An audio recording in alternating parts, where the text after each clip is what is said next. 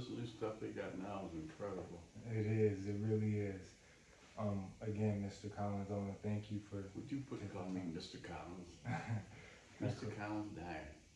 I'm Paul. Paul. Okay. Yes, sir. Yes, sir. And if you really go back with me, I'm Buzzy. My wife never called me Paul. Really. In fact, Carol, have you ever called me Paul? I don't think so. Anyway, So you said your nickname is Fuzzy. Buzzy. Buzzy. Yeah. Buzzy. Got you. Got you. And my wife still calls me Buzz. Buzz. Got And you. people around us say, who the hell is this Buzzy your wife keeps talking about? Well, for the people who don't know Mr. Collins, I'm going to give you guys a brief introduction. Mr. Collins is a world-renowned, multi-award winning, black and multiracial visual artist whose artistic wings spread from continent to continent. He has used and continued to use his artistic medium to not only display black American history, slavery, and civil rights, but also to bring attention to humanitarianism as a whole. He's well versed in different cultures of the world and the people who shape the world we live in. He has really curated a collectiveness of humanism on canvas. Again, Buzz, I'll thank you for sitting down with me, and I have a couple questions for you. So, although you were I bet you got more than a couple. so you're born in Muskegon, came to Grand Rapids. What schools did you attend when you first got to Grand Rapids? Henry School. Henry School. And at a very young age, your teachers and classmates recognized your artistic ability. Is that right? Yes, they did. Can you recall some of the initial requests for illustrations you would get? Yeah, Mrs. Lally, who was my high school history teacher, looked at my papers, and she always wondered why the kids were always looking at what I was doing. And I was drawing. Instead of answering some of her questions, I would draw pictures. And she thought that was quite incredible. And she started letting me draw some of the assignments on the blackboard. It's the first time that I ever really realized that there was something really important about me drawing. Right. It all started with Mrs. Lally in high school. Okay. Okay. And my two sisters were also teachers, and they used to let me come and draw for their kids too. But we just thought it was fun. We didn't thought it was a big deal. Okay. And I didn't really realize what a big deal it was until I got to high school, because I thought I was going to be a great quarterback. Ah, you're an athlete. Okay. So, when we get to the early incidents of racism that you faced, but more importantly for me, the question is, how were you able to keep a level mind throughout this consistent racism and focus on your art? That's a damn good question. It wasn't easy, because now that I realized that I had something important, and that I really decided I didn't want to be a great football player, I began to and understand more things about myself. Up until then, I let my mother and my sisters, and who really had quite an influence over me, because both of my sisters were teachers, and my mother was really important.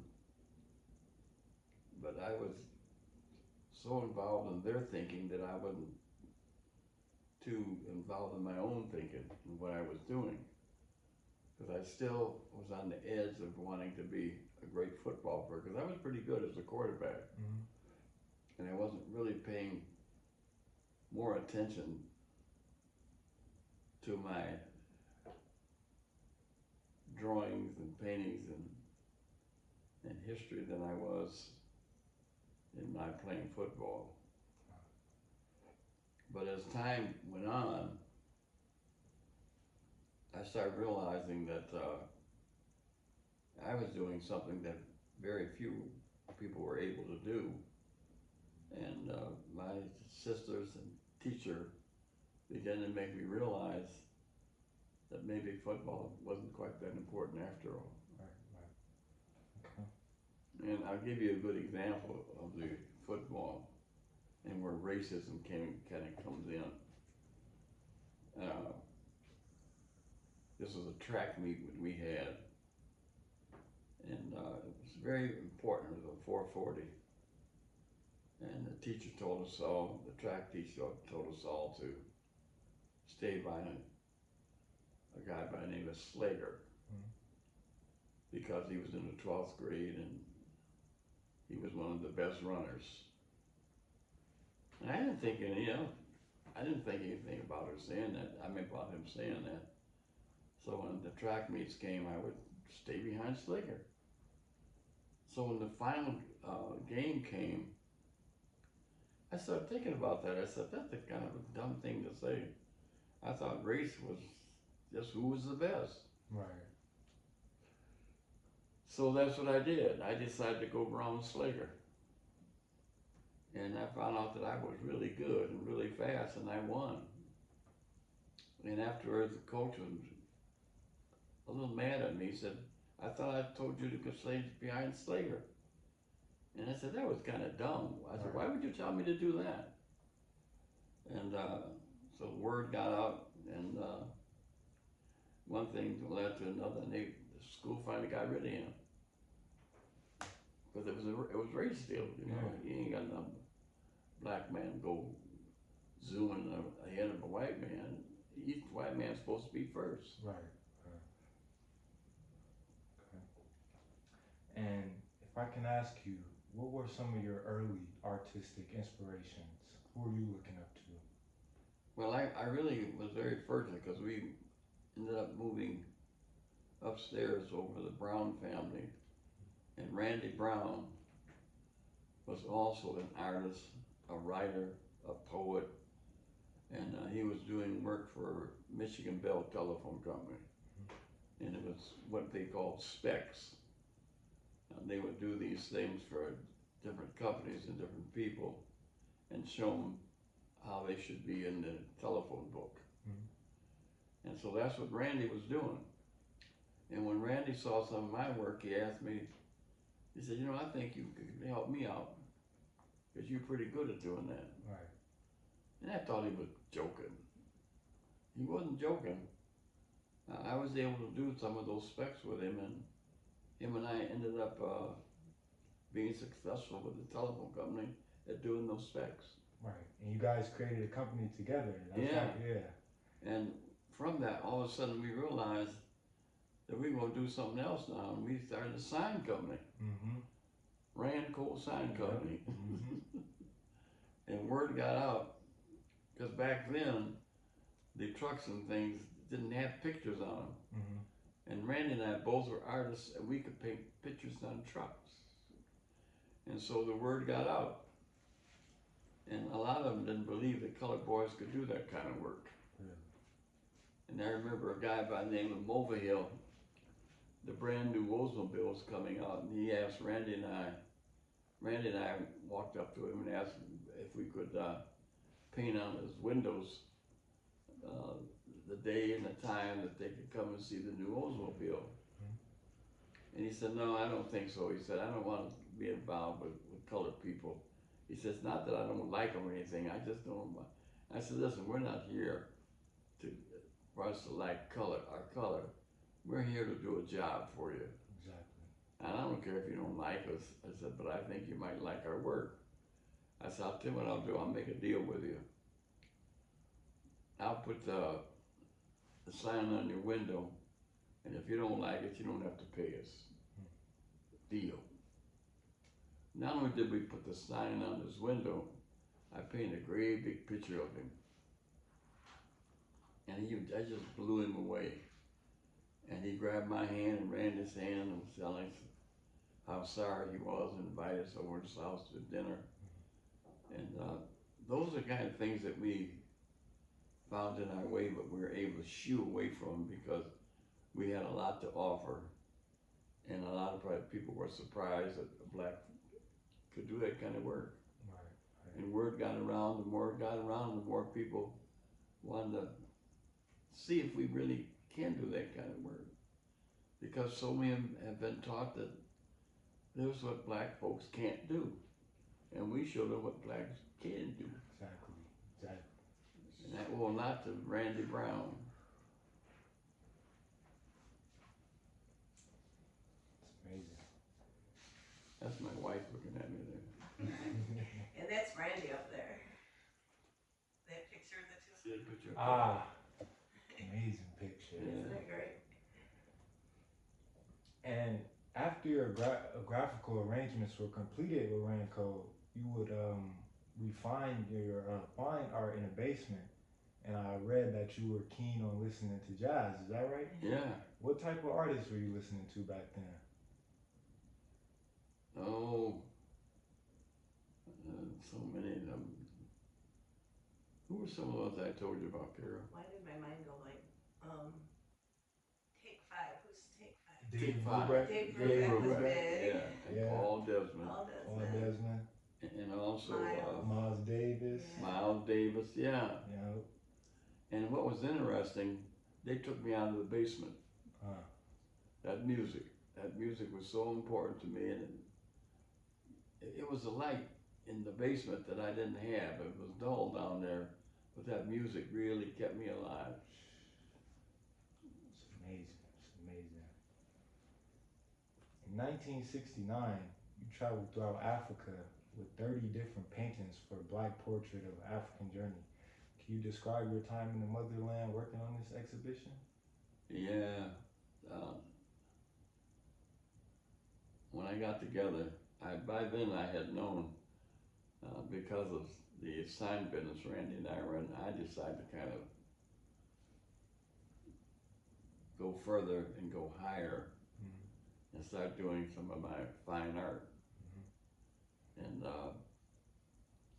Randy still hung on to Ranco, and we had gotten to know a lot of good people like the DeVos and the Van Andels, and I wanted to go to Africa to find out some of the things that we don't know and some of the things that we read that are really negative. And I wanted just to get to know who I was and who they are. Right. And I got together with Mitch DeVos, who helped underwrite me, and Urban Publishing Company, and I was off to do Black Portrait of an African Journey. It's an amazing series of paintings too. Well, it was amazing and it was exciting, but a lot of it was disappointing. Really? It was disappointing because I found out that so many of the blacks maltreated their own people. There was a huge building, an old building, and some of my friends took me to that building because they wanted to tell me about the fact that a lot of white people came here with guns and got slaves. And when we went there, I found out what it really was. They were selling their brothers. Right. When the white folks came over there, they didn't have to use any wars. All they needed was some money, and they could buy people. It was called Goree Island. I never will forget that. And that was so disappointing. How they really weren't united as one. Right. They're separated in different ways and different names, and I really felt bad about that. And I just was, I didn't know how to take that. Right. Because I just didn't think that were possible. But you know, again, this is how you begin to learn the truth about everything. Oh yeah. And one of the things I learned is that the Muslim religion was really strong there.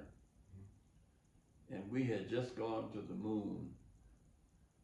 And we had been there and we brought back some rocks. Right. And we were going to bring the rocks to Senegal, and they were going to have a big deal about it. And so all the people came out on the square, and all of a sudden, the crowd kind of broke up. And the imam came. And the imam said, it's a lie. The United States didn't come. They weren't on the moon. I was there the other day and I didn't see them. And all the people believed him. They all went home. And it was just things like that that it just draw me to certain conclusions. But one of the things we had an embassy there, and the ambassador asked me, he said, Paul, I got a special room here for showing different things from that are in Africa from other countries, but nobody comes. Right. And I said, that's probably because you're not showing anything of your own people. I said, I'll tell you what I'll do, I'll make a deal with you. Forget about New York telling you what you should have. When I get my paintings pretty much all set, let's have a show of my painting. I said, oh yeah, I'd love to do that. Man, we packed the place. He said, Paul, you were right. I said, it's simple. Right. They want to see their people. Right. You know, and that's what I painted. It wasn't that I'm so exciting. It just makes sense. Right. Why do you think they would rather see people in New York and not their own people? And there was another instance where so many of the kids would come into the major city and beg for money. And the soldiers would be embarrassed and they'd beat the shit out of those kids. So I got an idea. And I got a guy from, I think from England. He was in carpenter, and I had him make me some kits. And I got some stuff from another store of shoe shine. So we made about 12 shoe shine boxes, and these kids now could go to a table and ask if they wanted a shoe shine, and there'd be no problem. And they wouldn't be embarrassed. And it really worked good. And so before I left, on the way there, about 15 kids shined my shoe all the way to the airport. That is amazing. That is amazing. What was your reaction when you learned that the government of Gambia named a street after you, Rue Monsieur Paul Collins? I was amazed. I was amazed because, you know, usually things that are put in the forefront like that are stars, movie stars, and athletic stars. And I was beginning to make a new deal and realize that artists are really important and somebody you should admire too. And I was really overwhelmed and kind of flattered by that. Yeah, amazing, amazing. When you met the president of Senegal, Leopold Senghor, he personally invited you, right? Yeah. Yeah, what was it like meeting him? He was a bit strange, and he was kind of strange because his people didn't like him because he married a French white woman. And they didn't like that at all, people in Senegal. But they had to live with it because he was the man who had the power. And I was asked about how I felt about it. I said, to be president, you got the power to influence people. And I said, it probably would have been a better idea if he married somebody of his color. And maybe he should think about that. Because that way I think he could be much more united with his people. And his people would have much more respect for him.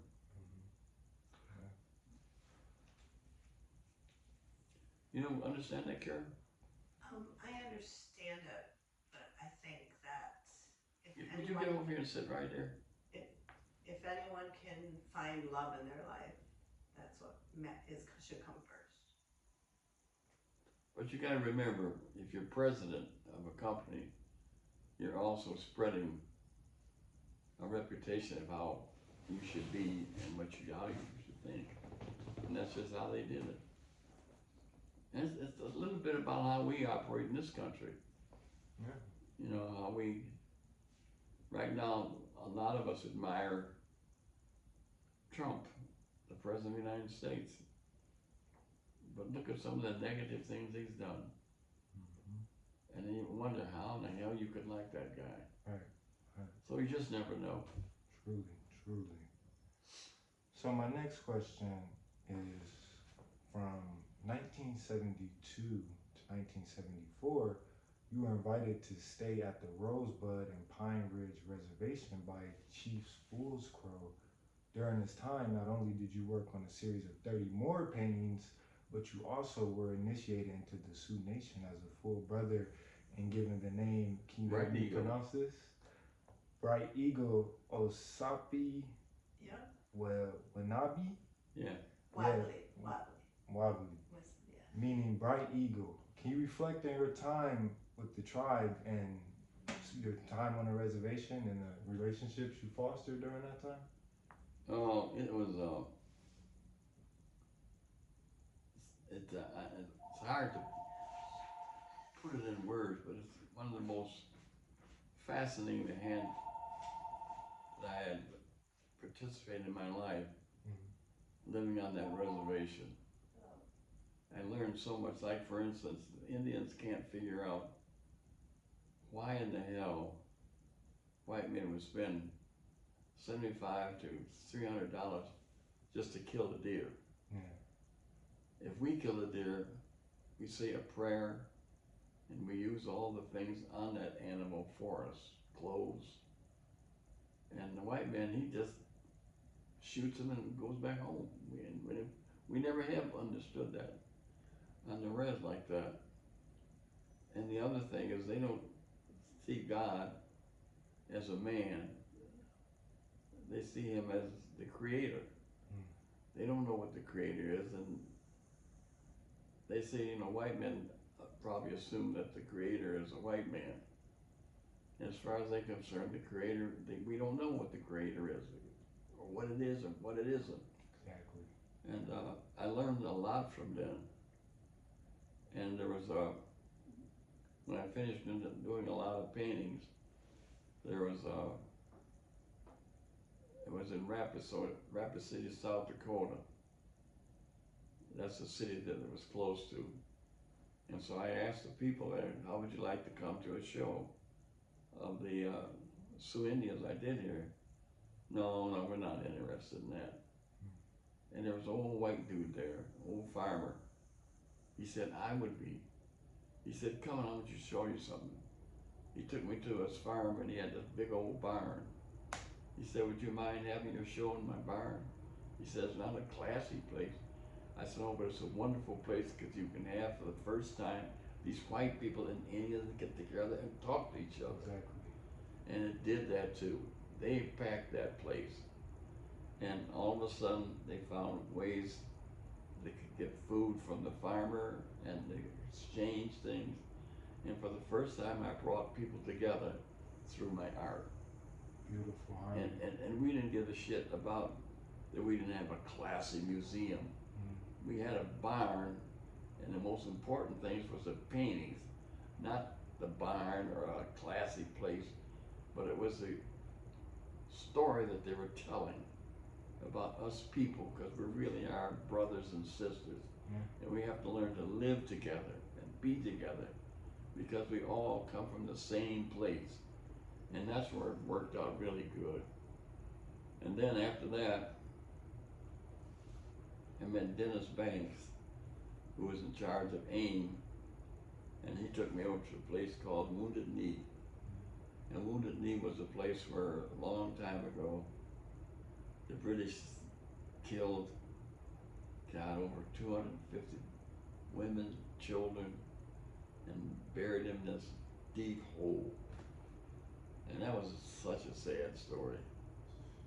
And they were getting ready to put a pipeline through Wounded Knee.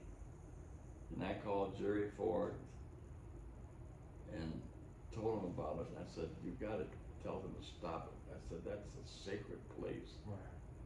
And Guy Vanderzyk also was the congressman. I called him, and they got together and they stopped it. Amazing. They said, "You're not taking no damn pipeline through Wounded Knee." And then Indians were forever thankful for me for that. Wow.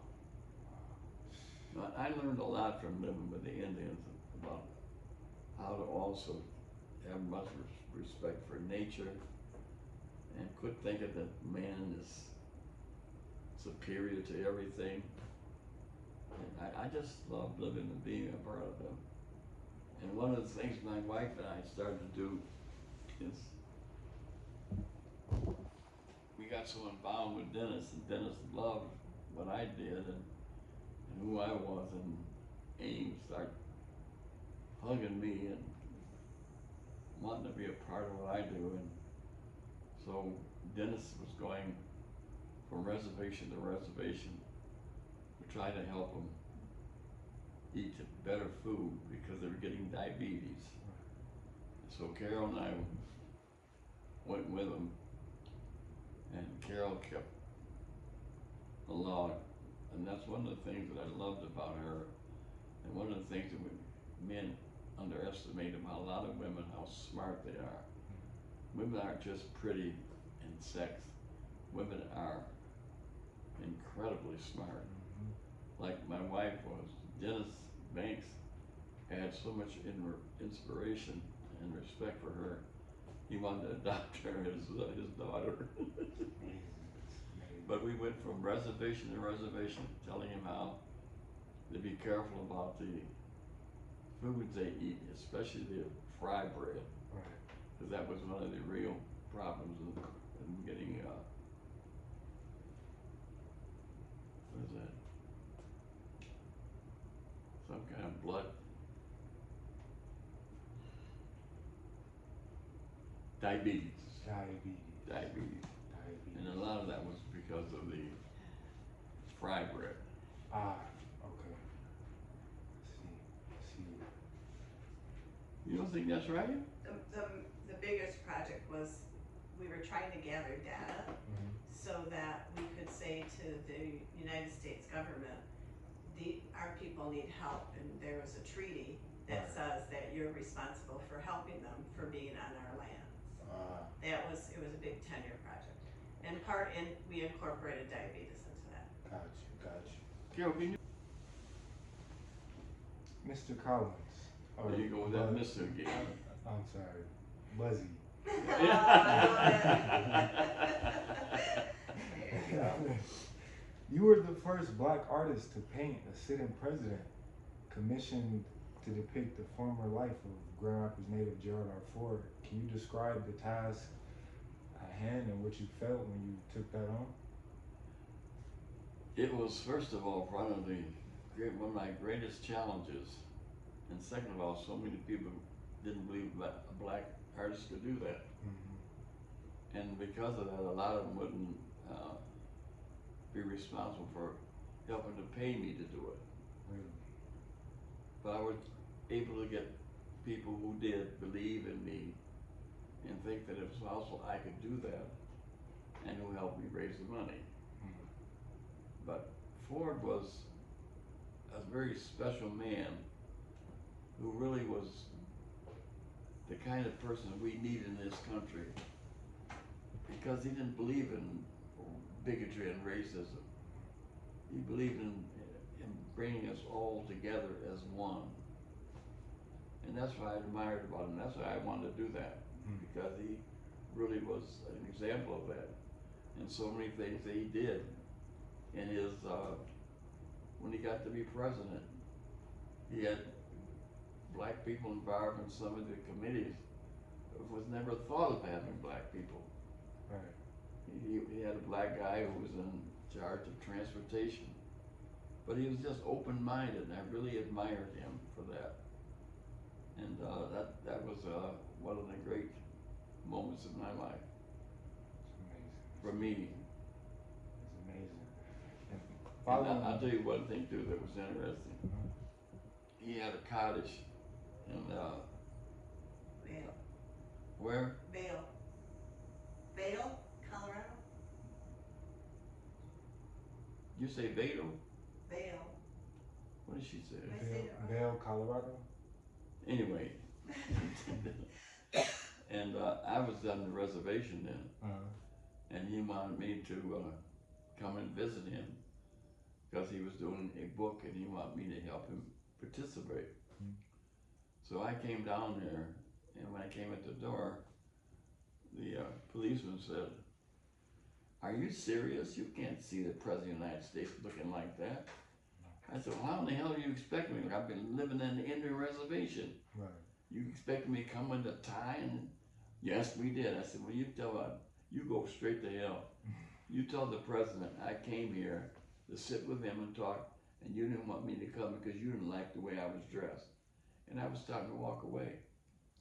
And all of a sudden I heard "Paul Collins, come back, come back, come back."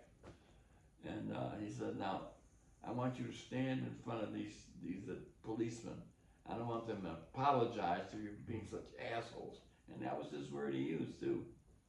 I said, "How dare you decide I don't want to see a man because he doesn't have a shirt and tie on. Right. This is my very special friend. Don't you ever do that again." And that was a good deal. That's amazing. It's amazing. Following this, former President Jimmy Carter appointed you to create the Presidential Fitness Mural. President Carter will also then appoint you to the John F. Kennedy Center for Performing Arts Committee as a sitting member. What type of tasks did you perform during this time? That's a hard one. Because I did so many things with them. Again, bringing people together. And that's what they liked about me. Yeah. I could help them. This is right here. This is the poster. That was for the schools. And you mind if I show it on the camera? Of course. It might be a little dusty.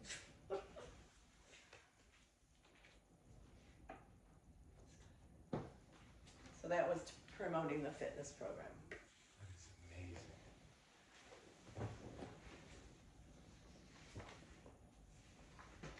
So by this time, was you were, no pun intended, buzzing in the art world by I then? like Buzzy. Buzzy. I like that. All of a sudden it brings you and I closer. Comfort. Yes. Agreed. Were you surprised when Miss Eunice Shriver asked you to be the official artist of the Special Olympics? No, I really wasn't. I'll tell you why. I was in a position to make even people who had children who had dementia, and I let them know that it didn't make any difference to me. And don't let it make a difference to you, and don't let those kids know that. Because they have the same rights that we all have, and we shouldn't deny them that just because they don't think the way we do. And I'll give you a good example. My sister, who was a school teacher, she taught kids with dementia. Disabilities. And I was asking her, we were in front of some people, what is the difference? How can you really tell which one of these kids has that and when these kids don't have? She said, I'll give you an example. She said, one day I bought a brand new pencil sharpener, and I brought all the kids up to my table and told them, now look, I got a brand new pencil sharpener, and all you have to do, It's for everyone to use. It's for everyone to use, she said. for everyone to use, but I want you to ask me first. Right. Okay? So the next day she came there and the pencil sharpener was gone. And she said, somebody stole my pencil sharpener. And this little black kid came up to the table and said, Miss Johnson, didn't nobody steal your pencil sharpener? It at my house. For everybody to use. But that's how they think, you know, that was their deal. And he taught Bobby a lesson about how you make judgments about kids who have that. Right. And I never have forgotten that. That's amazing. It's amazing, honestly. On the topic of sports, you also did the amazing 90 by 30 foot mural to commemorate the four players who reintegrated professional football in 1946: Woody Strode and Kenny Washington of the Los Angeles Rams, as well as Marion Motley and Bill Willis of the Cleveland Browns. Can you reflect on your time you spent working on that amazing mural? A lot of time. My wife again was helping me. It wasn't easy deciding just how to do it, but I found the best way to do it and it was very successful. It's very beautiful as well. And you know, the players today don't realize how much they owe some of those dudes and what they had to go through to get out in the field, just because they were colored. And I think one of the things that really brought the baseball, football, all of those sports out is all of a sudden the white man found out, shit, we can make money off of them niggas. Really. Oh yeah. And one thing led to another. Before you know it, they were a part of it. And today, look at them. You know, they set the rhythm. Oh yeah. When he was painting the hands holding the football at the top of the mural, I mean, it was beautiful. Then all of a sudden I realized he was doing two different colors. Yeah. I was like, Yeah. that Bridging just people together. brought it all together. Yeah, bridging people. You know what? I would tell you bridging, something. I like that. I see why you didn't need to go through my book. You already had a lot of information. I tried to do my homework. No, don't try. You take a compliment. You've done a good job. Thank you, Lizzie. A lot of people come in here and they don't know where to start, where to begin. You really did a nice job of picking up some of the things that are really important about my life. Thank you. I appreciate Congratulations. it. Thank you, Lizzie. Thank you. And I like the way you're using buzzing now. What was it like to not only meet the great Coretta Scott King, but also be selected by her to design the Nonviolent Peace Prize Medal?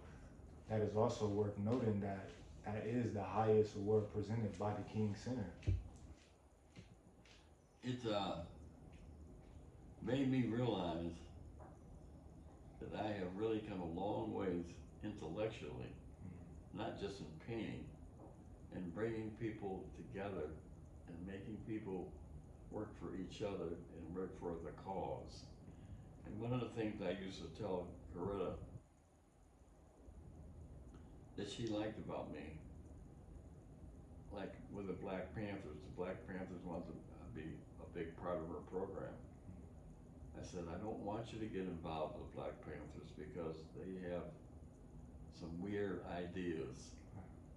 I want you to stay in the middle. I don't want you, I said, because we gotta get people who support you financially, not just black people, but white people. We gotta bring them together. We can't do that if you have one aspect of your program and of your board that doesn't want to do that.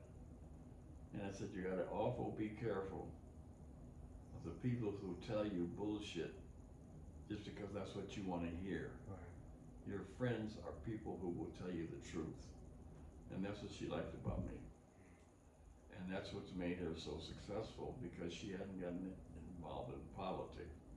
What she got involved was doing the right thing, trying to give people the best opportunities, the best schools, and not all some of the bullshit. Because I'll give you an example.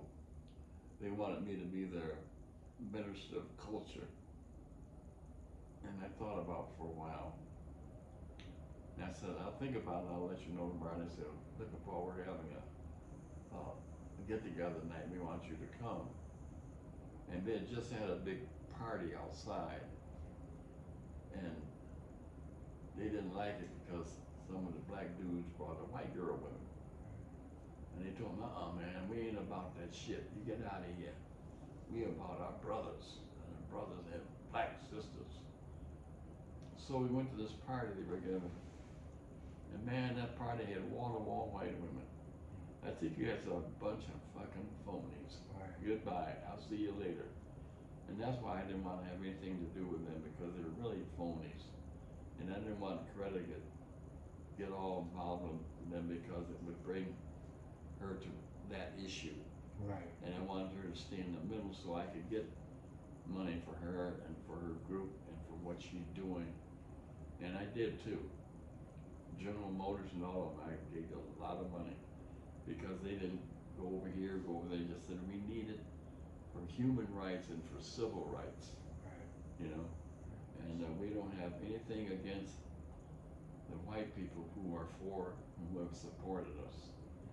We're for all the people who want freedom and want justice for all. That's what we're all about, and that's what she liked about me. That is amazing. And speaking of civil rights figures, you also met the one and only Rosa Parks. Can you describe how she was? Oh, Rosa Parks was incredible. I mean, imagine back then, if you were black and got on the bus, and it was crowded and there was only one seat, and the white man got it. And somebody said, no, you can't have that seat, that's for a white man. And so she goes to another seat, bus to get ready to leave, and this white man gets on, and he said, I'm sorry, Parks, you're gonna have to get up and get that white man your seat. Right. Not this time. Not this time. And that really, the small thing that she did ended up being such a big thing. And I ended up doing a painting of her on the seat in that bus. And it's in, I think it's in Detroit at the Historical Museum now. But that took a lot of courage because a lot of black people were shot dead for doing that. Oh yeah, oh yeah. Remember that little young kid? I forgot his name that whistled at a white girl. Emmett Till. Yeah, and they found him floating down the river.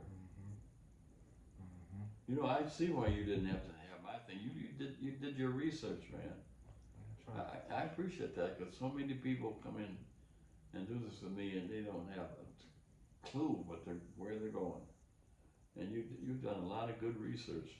You've done a lot of good work for our people. I feel like it was my duty to do my research, honestly. Where'd my wife go?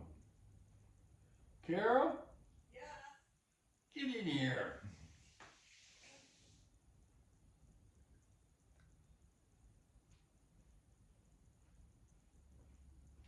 I want you to be here in case I make any mistakes. Well, he said he'll edit, so we're good. See, that's another thing that I learned. I learned from my two sisters and my mother that men sometimes really, really underestimate the value and the power of a woman. Oh yeah, oh yeah. So many of them see sex and a pretty face and they want to control them. Not a good idea. And that's what I like about today. There's so many women now who've gotten good positions now and they're coming out in the open. Right.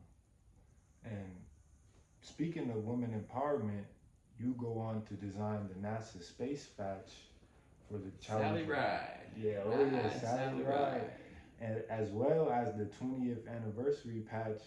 Where'd you draw inspiration for that design? That's a good question. Probably from all my experiences in my own personal life. And you know, it's one of the things that is really difficult now is that I have so much in my library, which is the brain. And I still want my brain to do things it used to do, and my brain says, Paul, Buzz, listen. Now, Buzzy might think that I can get you right away, but Paul realizes I gotta go through all this stuff, all these years and all these things you've been through. You gotta give me some time. Right. And that's another way that you gotta learn to work with your brain. Because your brain will work with you if you don't. Oh yeah, oh yeah.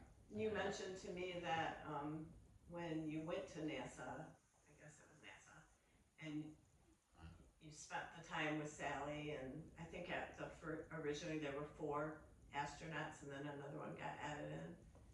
And just from everything you learned, you got really excited about doing it. Yeah, don't we have one of those, give me one of those Patches? envelopes? I think I do. See if you can find one to give him. That was amazing. And can you speak a little bit about your series, Great Black Women, that was commissioned by the Johnson Company? Publishing Company. Yeah. You did Portrait of Rosa Parks, Harriet Tubman, the Queen of Sheba. And this series of paintings was scheduled to only go on tour for 2 years, but it ended up staying on the road for 5. What was your reaction to how well it was received? I was overwhelmed. Me or John Johnson's never expected that much. And the other thing that was interesting about that is that back then, cosmetics companies didn't pay any attention to black women at all. But they didn't think black women had the same things going that white women had. You know, they just weren't going to do it because of that racism deal again. Right. And I told John that, and he said, "Well, what should I do?" I said, "You got to have a big deal where you get out there and let black women know that white men have now decided that you have a product in our community, and they're going to start stealing it. And you got to let the women know that." And that's how this got started. That's how I ended up doing that.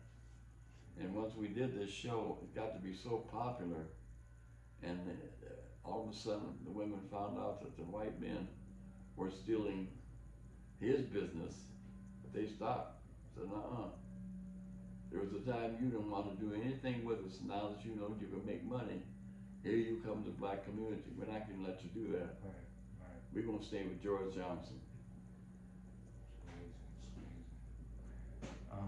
The Ministry of Tourism and the ADL will also commission Faces of Israel, in which you produce some very beautiful works, such as, but not limited to, Angel of Auschwitz, Resurrection of Ham, and Cousins in Conflict. This was a 25-piece collection aimed to showcase the diversity and culture of the many different people who live in Israel.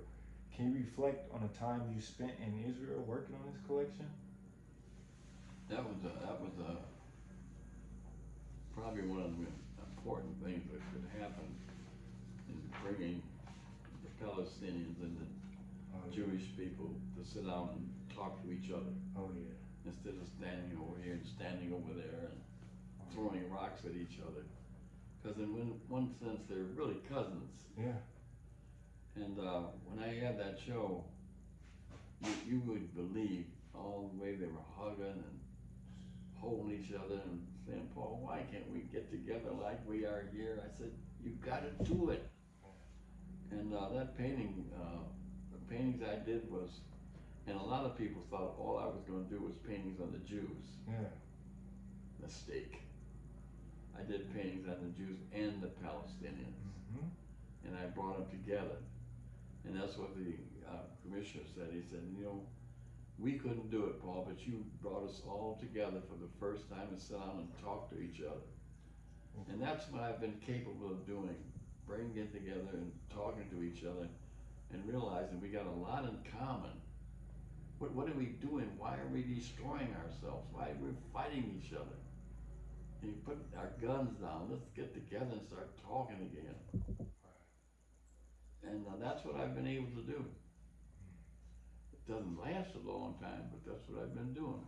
Yeah, it's amazing. And in 19... Carol? Yes. Come here a minute.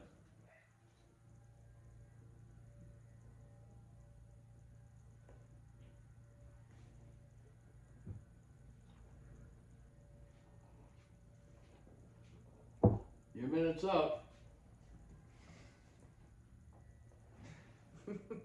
Oh, there you are. Oh, yeah. One of the most important shows I've had to make me realize that I really got something going was Bosnia. Sarajevo. Tell me about Bosnia. So, after the war ended, well, prior to the war, people got along quite well. There was a lot of religious intermarriage. Children were raised in both religions. Things were working out good. And a group of men got together and started a propaganda thing, then came the war, and so on. So afterwards, people had been apart and afraid and, you know, mentally disturbed by everything. Can I interrupt just a They second? just weren't coming out and getting together.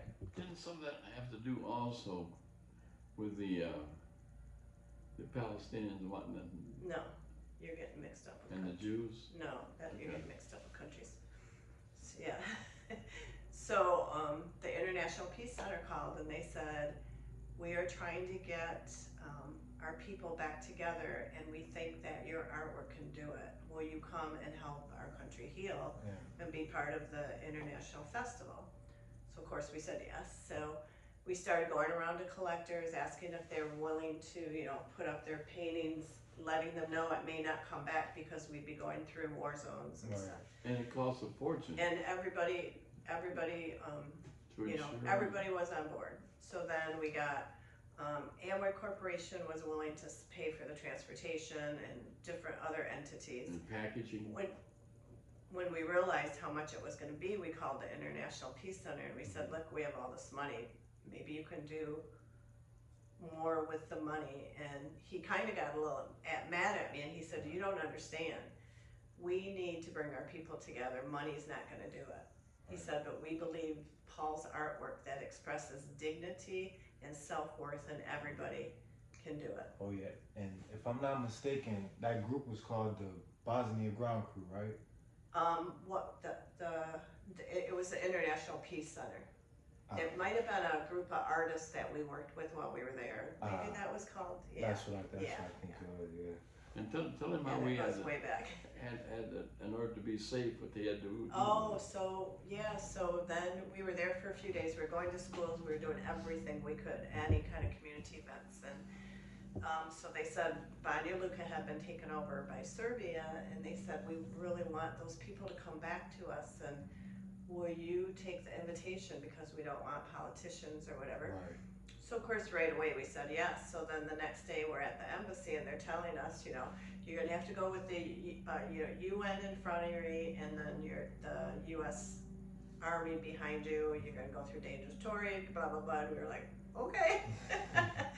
So we did it and everything worked out great. There were quite a few scary moments along the way, but once we got there, we were so welcomed. It was just beautiful, and they all came. That is amazing. Yeah, and we had a beautiful events in Banja Luka, And see, what's also interesting about what she's talking about, a lot of museums don't get it. They don't understand how we can really help bring people together. They're more interesting in soup cans and stuff like that. Oh yeah. Like here in Grand Rapids, if you go through my book, you see all the different museums I've exhibited, but not the Grand Rapids Art Museum. well, you did have an exhibit there. Huh? You did have an exhibit there. Yeah, I only had one, a long time ago.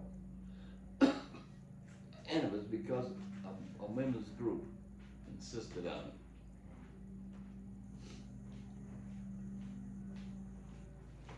So, Buzzy, in 1989, you embarked on another journey to Africa. This time, you lived there for 2 years in Kenya, working on a series called Kenya in the Beginning. What was it like being close to Lake Turkana and befriending and interacting with the locals there? It was a nice experience there.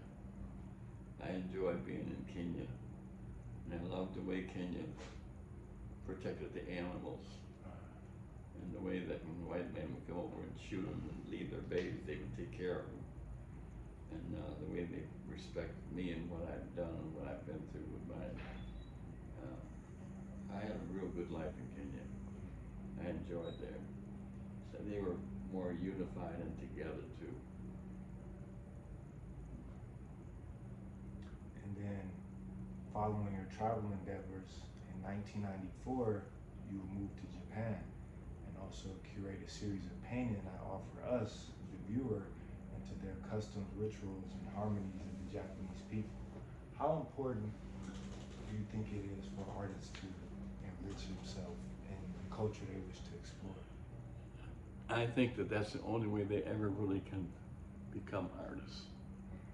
That's the only way they can become aware of what we are, who we are, and what kind of impact they can have. I got something to give you. Yes, sir. Don't go anywhere. I'm sitting. Carol? Yes. We're just about done.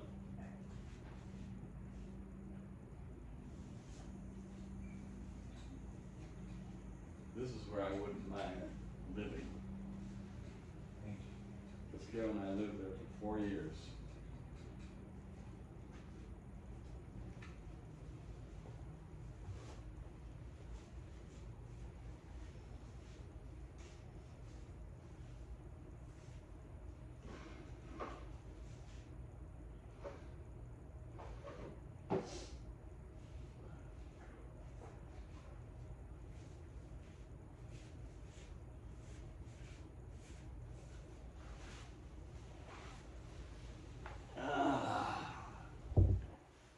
Alrighty. And then we get to the series of paintings, America at Work, that was commissioned by Amway, in which you depicted everyday people who shape our society working together regardless of class or race. Can you describe a bit about that project? That project was the most important project any art has ever exposed. Because for once it showed people also who our heroes are. Those people that get up and work every damn day, who make rich people rich. But if it wasn't for those people, who would help build the cars? Who would build the homes? Who would build the streets and things? And people forget that. And I brought so much attention to that because so many people forget the people who really make people rich and make our streets rich, make our communities rich, make our schools rich. And it was really a great testimony to let people really, please don't forget whose people these people really are. Every day of our life, these people are the ones who make people rich. And I told the rich people, you don't ever forget that. And make sure you get to pay them a good salary, take care of them. And we have to realize in this country, we've got to take care of these people. There's so many people who have helped make this country successful. Make sure that we don't forget them. And that's what I did with that thing. And it got to be really, really popular because it was telling the truth. And it was the only artwork that ever did that. Yeah, honestly, truly, yeah. Truly. Bringing people together. Can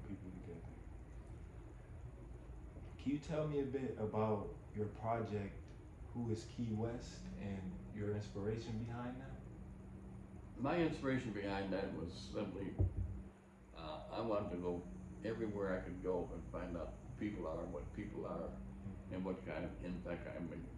One of the things I really liked about Key West, Florida, was black people, white people, gay people, all got along together.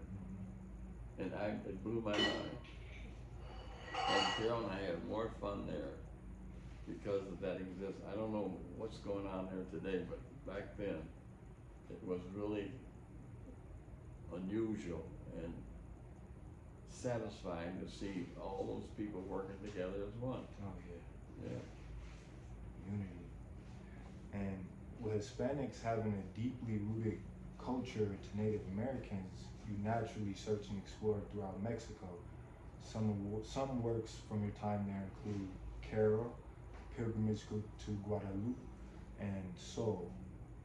Buzzy, can you reflect on your time in Mexico? We live there now. Part of our life is we live there now. Carol and I really love Mexico. We love the way they treat their Indians there. The Indians are treated and they eat their food, they live the way they used to live. And that's one place that I'm so glad that we bought a place down there because it's a place that we can't wait to get to. Right. Ask how she feels about it. How do you Yeah, feel about Mexico? I love it. I love the people, and it's a great place to just regroup and set your schedule for the next year. Like a recharge, A basically. recharge, exactly. Got you, got you. In the mid 1990s, once you heard of the reopening to tourism to Cuba, you were immediately not only eager to travel, but to also study, learn, and create. Some pieces from your time in Cuba include Habana Nights, Angelita, and Stump Daddy. Can you reflect on your time in Cuba? Yeah, it was a fascinating time in Cuba. It was the good stuff and there was bad stuff. One of the good things was Cuba was music. I mean, it was just music everywhere. The other thing I liked about Cuba also was the doctors there would go house to house, checking out people and their blood pressure and seeing how people are. But there was too much control over it at that time. Don't you think, Carol, of Europe? No, I mean, I think that when tourism started, they had to rely a lot on other countries. So, obviously it would have been better for them to be able to do it themselves, but Right. they just couldn't. But the other countries did help build them up. Right. Make it possible to have tourism, to heavy tourism, to help the country. They have some great They had some great doctors. They have there, great too. doctors, Yeah. it's the people, it's amazing for as much poverty there is there, it's amazing how strong and together the people are and how innovative they are. And, they find their little projects to do to make money, and that was really, I don't know, almost calming. Yeah. Another thing that was fascinating about them is, the Spanish who came there first, and the blacks helped build the country. Okay, go forward today. The black slaves. We go down there now, and some of these families of the people helped build it, are now living there. And they're Living in all those staring out the mansions and window, waving at you. My dad and my Poetic- mom built poetic justice Hey, there. my dad and my mom built this house for all. That's amazing. That is amazing. And you are also a part of a collection called The Great Kings and Queens of Africa, which was an exhibition showcasing 30 different works from 23 different African American artists. Can you reflect on your time doing that project? Yeah. We had a lot of exposure to that, and a lot of at first they didn't think it was going to last very long, but it did. Opened up a lot of people's minds, and that's what my artwork does. Oh yeah. Millions and millions and millions saw that collection as it traveled. Yeah. Oh yeah. Amazing. You're getting pretty close to being done. We gotta get out of here. Yeah, I'm up on my last We can question. do another time if you want to finish things. Huh? We can always schedule another visit if you want. Oh yeah, I'm up on my last question. Okay. When I told my aunt I was going to interview Paul Collins, she's a big fan of yours. Who is she? Her name is Linda Bryant. Oh yeah, Linda. Wow. And she told me that she used to work at St. Mary's, and in room 722, you did a mural. Yeah. And they got jealous and painted over. That's why I know heard that name, yeah. Yeah. I read that newspaper article. Yeah. Can you speak a bit about that? Well, I have to fight that so often.